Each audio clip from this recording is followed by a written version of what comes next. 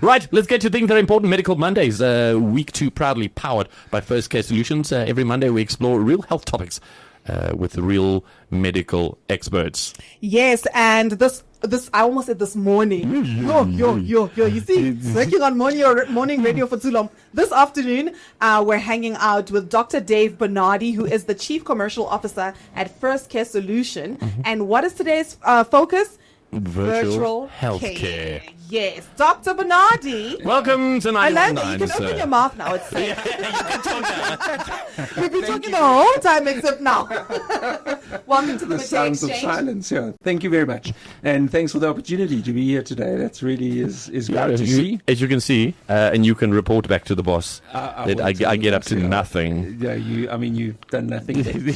Press buttons. I've got a bit of an icebreaker question for you. Okay, I'm listening. When you were younger, Yes. did you ever hear people like comment about your smile, like saying you've got like a very distinctive, beautiful smile? Nothing? No.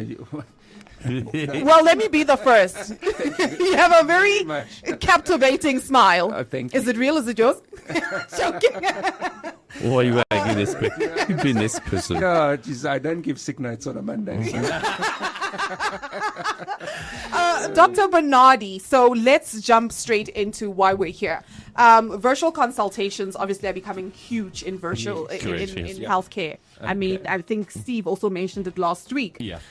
What do you think is the driving shift, especially in South Africa? Why is it becoming such a popular thing? So I think, that's a very interesting question. And I think the biggest thing that's coming out is accessibility to medical care. I think it's not only a South African problem. I think it's a global problem where there just are not enough doctors.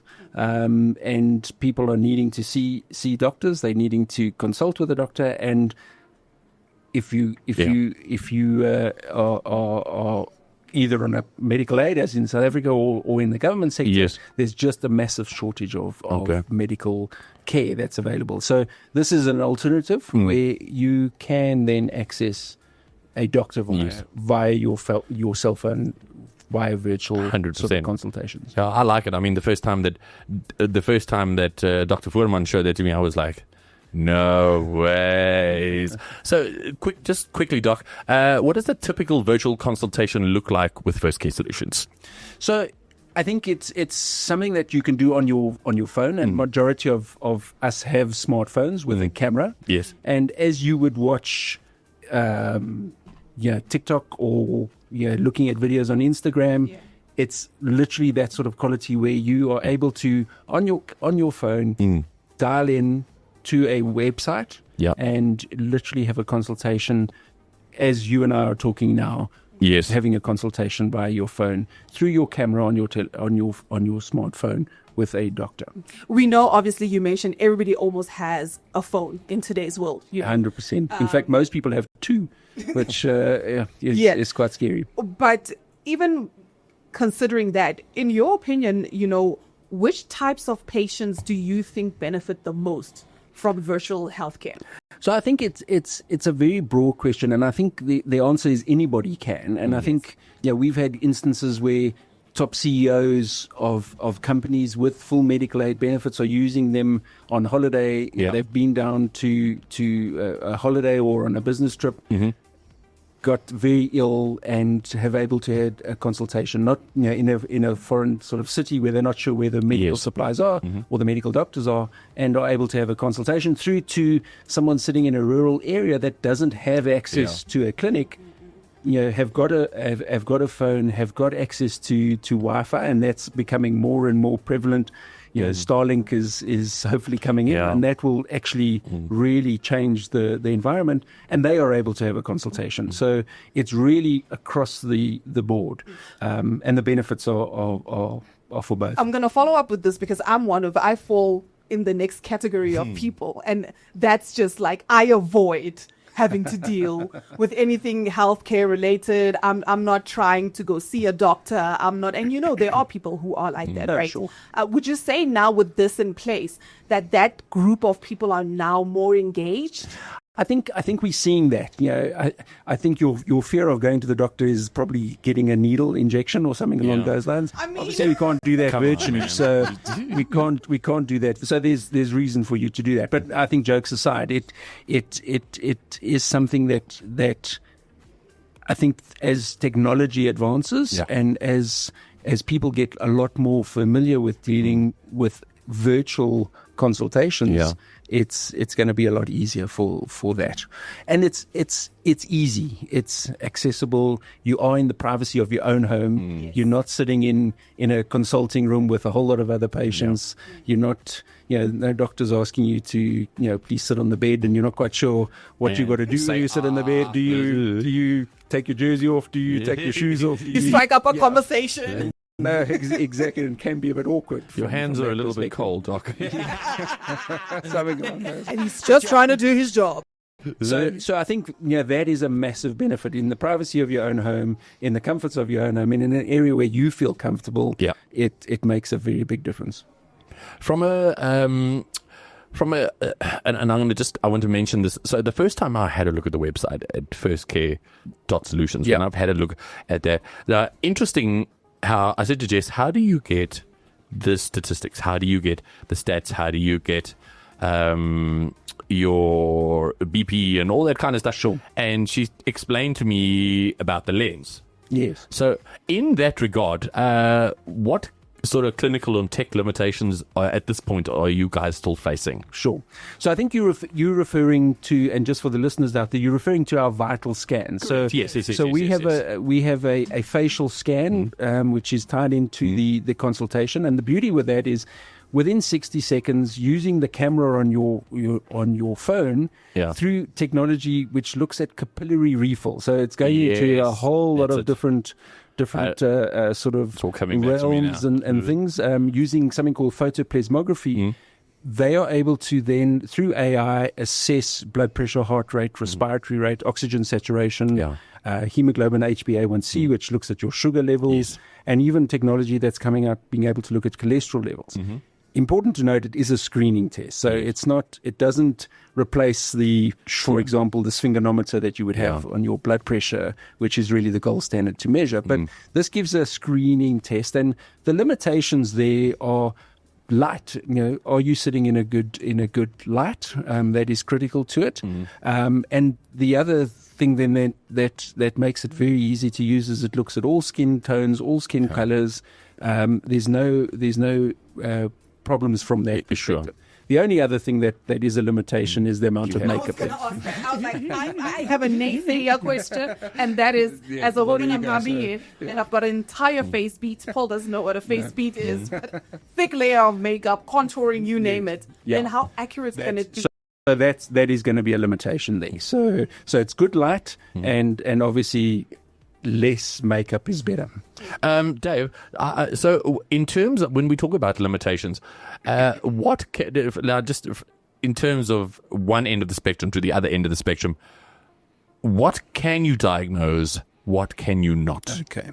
So and I think that's an important question. I mean, there's a lot of medicine that is based on history. So if you go and have a consultation with a doctor and you know the process, there's a lot of questions that the doctor asks, establishing your history, establishing the symptoms and the signs that you are presenting with. By the time the doctor is then examining you in a traditional examination, he's got a very good idea of what to expect. What he's going to be looking for. Obviously, there's always the little things that he'll pick up when examining you that you haven't presented with, which is important, and that is very important, and that's something that obviously you're not going to pick up on a virtual consultation. But by the time you have that, and with our virtual healthcare doctors, they are trained to obviously observe very carefully, and obviously that's very important. Plus, obviously, the history taking and listening skills are critical to that. So it is dependent on the patient telling you the right things and the right history. A level of trust obviously is important in that. But that is by the time you've got that history, you're able to make that diagnosis. Before we go to our musical break, just still on, this is, I think, falls part of the limitations conversation. People in rural areas, which you mentioned, this can also be of benefit to them. But with rural areas comes an issue of connectivity. Very much so. What are we doing to sort of trying to bridge that? Sure. Is it something that's still in the works? Because then somebody can argue and say, but then this is only something that's for the privileged, so to speak. Very, very much so. So, and I think we've looked at that very carefully and have been in discussions with some of the data suppliers in South Africa to zero rate the data costs. So that is something that we're looking at, and obviously expanding the network is critical. What we have looked in some of the rural areas is setting up network at clinics and those sort of things where they can then go to a local area where there is data accessibility and availability. Starlink, I think is definitely the benefits from that would obviously counter a lot of those things. But Dr. Holt was talking last week about this thing that he went to when he went to the Department of, I think it was licensing department, the Department of Home Affairs, and there was a clinic set up operating. Sure. Obviously, the lines were super long. Now, this is obviously part of the way forward? Very much so. Yeah, I think medicine is about being accessible, and that's what you've got to create. So, and how we do that and how we look at that, we've got to think outside the box here to be able to create that accessibility to technology and therefore to medicine. Got you. When we come back, we'll chat a little bit about people who are hesitant to try it, why they should, and what innovations are hot and happening in virtual healthcare. We'll chat about that when we come back just after this. To Dr. Dave Bernhardi, all about virtual healthcare. Doc, how do you ensure, sort of in terms of privacy and patient confidentiality, what steps do you guys take to make sure that your patients are safe? From our side, obviously, POPIA is very important. So obviously, we really governed on that. Yes. We do not record the videos, and I think that's very important to note. So there's no record of that is kept in the cloud, it's stored, or anything along those lines, because those are very confidential. And the beauty with that is people can lift up their top and show you the... Yes. And we know the internet does not forget. Absolutely. So there's none of that. We obviously... The doctors create an electronic medical record of the consultation.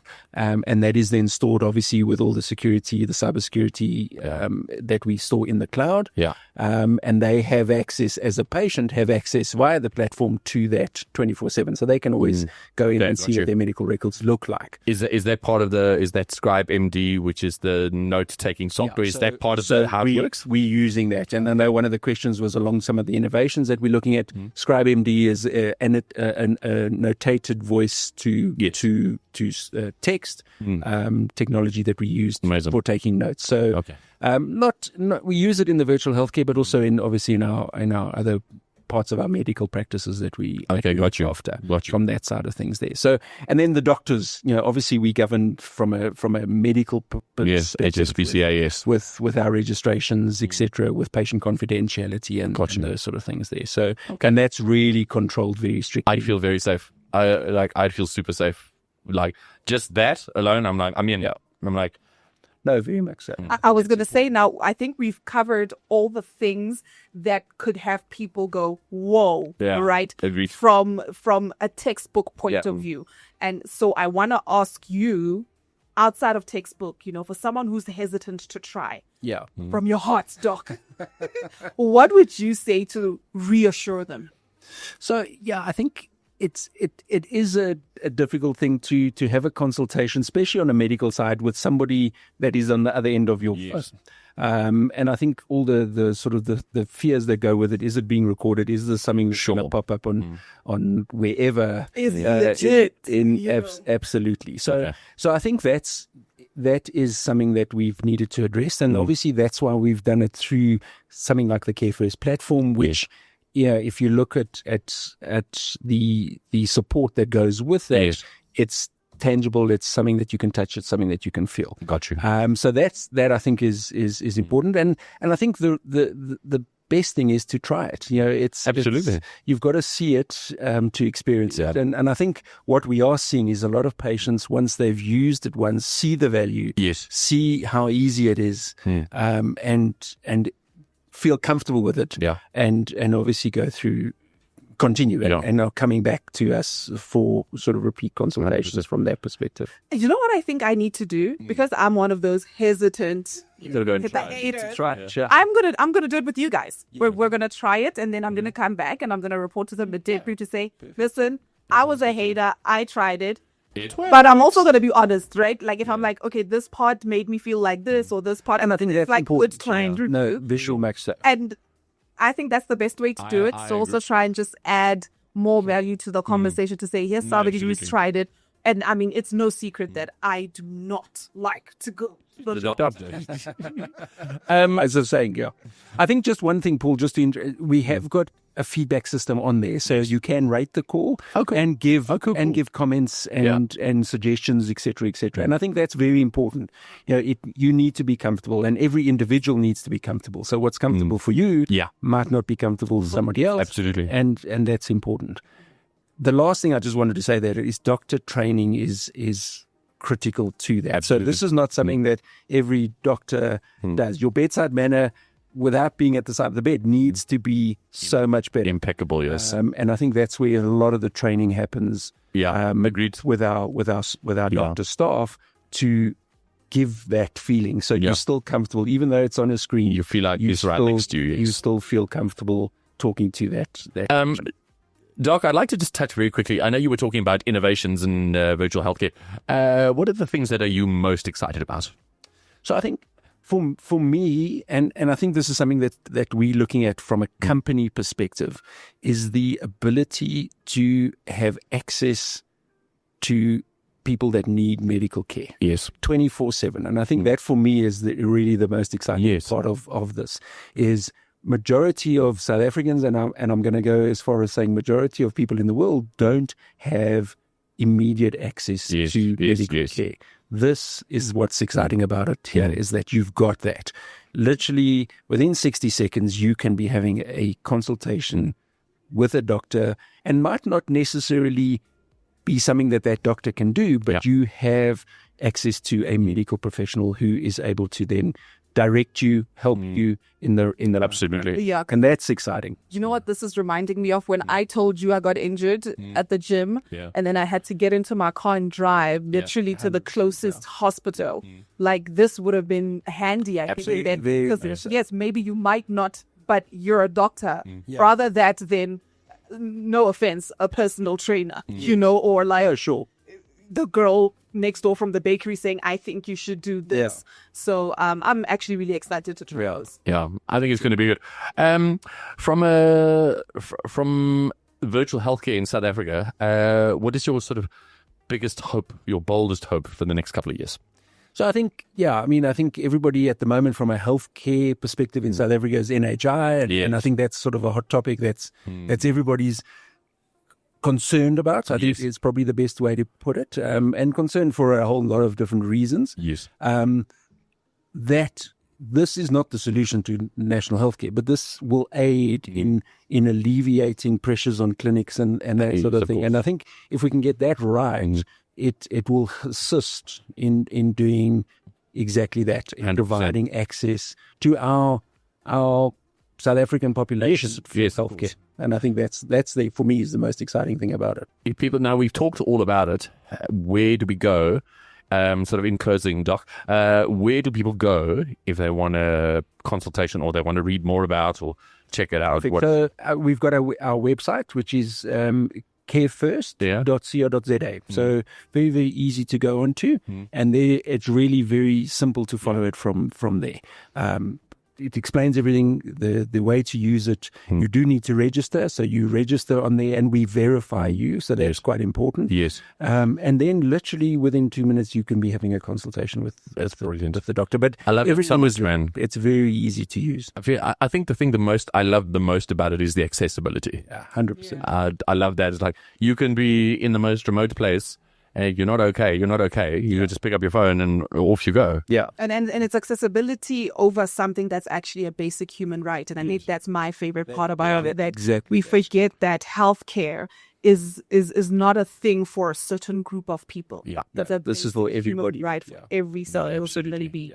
So shout out to the work that you guys.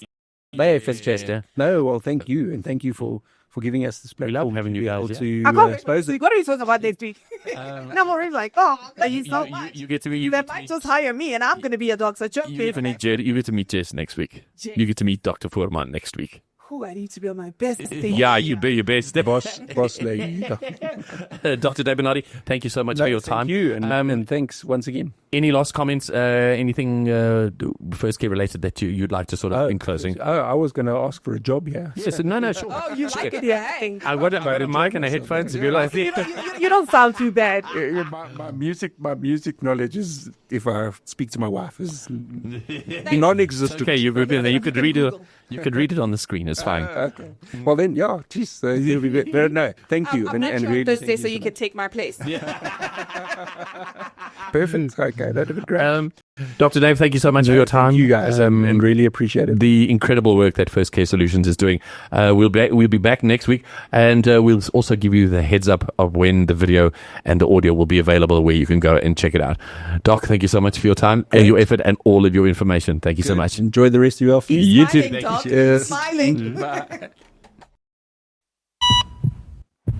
Do you know where healthcare is heading in 2025 and beyond? Medical Mondays has you covered. Every Monday at 1:15 p.m. on 919 FM, we team up with First Care Solutions to unpack the stuff that matters. From virtual doctor consultations to the future of wearables, from AI to NHI, or even just staying ahead of seasonal bugs. It's quick, it's practical, and it might just change how you look at your health. Medical Mondays, powered by First Care Solutions, putting healthcare first.